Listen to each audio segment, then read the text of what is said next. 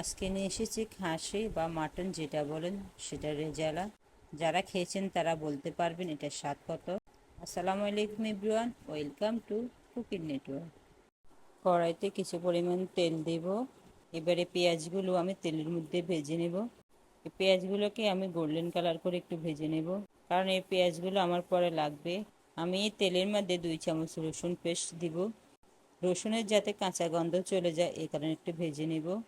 স্বাদ মতন লবণ দেব। এখানে লবণটা আপনার আন্দাজ অনুযায়ী দিবেন। এখানে আমি কিছু পেঁয়াজ পেস্ট করে রেখেছি, সেগুলো দিয়ে দেব। 1 থেকে 1.5 চামচ আদা বাটা দিয়ে দিচ্ছি। এবার এগুলোকে আমি একটু নেড়ে ছেড়ে দিব। এবার এখানে কিছু বাদামের পেস্ট করে রেখেছি, 2 চামচ দিয়ে দিচ্ছি বাদামের পেস্ট। 2 চামচ দেব সরিষা বাটা। সব মশলা কিন্তু এক সমান করে দিবেন, তাহলে রান্নার টেস্টটা আরও বেশি ভালো আসে। 2 চামচ জিরা গুঁড়ো, 1 চামচ দেব লাল মরিচের গুঁড়ো। সব মশলা একসাথে কষিয়ে নেব। এবার সে খাসির পিসগুলো আমি দিয়ে দিচ্ছি।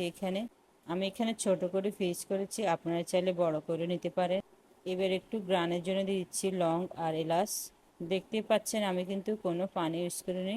মাংসের থেকে যে পানিগুলো বের হয়েছে এটা দিয়ে হাফ সিদ্ধ হয়ে যাবে। এবার আমি আধা কেজি দিচ্ছি দুধ।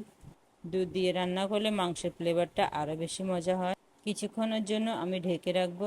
এই মাংসে কিন্তু আমি কোনো হলুদ ব্যবহার করিনি।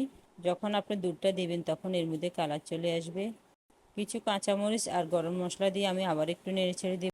হাতের কাছে যদি টক দই না থাকে তাহলে একটু লেবু চিবিয়ে দিবেন। আমি যে পেঁয়াজ বেরেস্তাগুলো করে রেখেছি এবার সেগুলো দিয়ে দিব। পেঁয়াজ বেরেস্তা অবশ্যই দিতে হবে, না হলে মাংসের টেস্ট ভালো আসবে না। আমার রান্না পুরোই কমপ্লিট। অনেকে বলে কি খাসির মাংস রান্না করলে গন্ধ থেকে যায়। আমার মতন করে এভাবে খাসির রেজালা করবেন, আর কোনো গন্ধ থাকবে না। আজ এই পর্যন্ত, সবাই ভালো থাকবেন। আল্লাহ হাফেজ।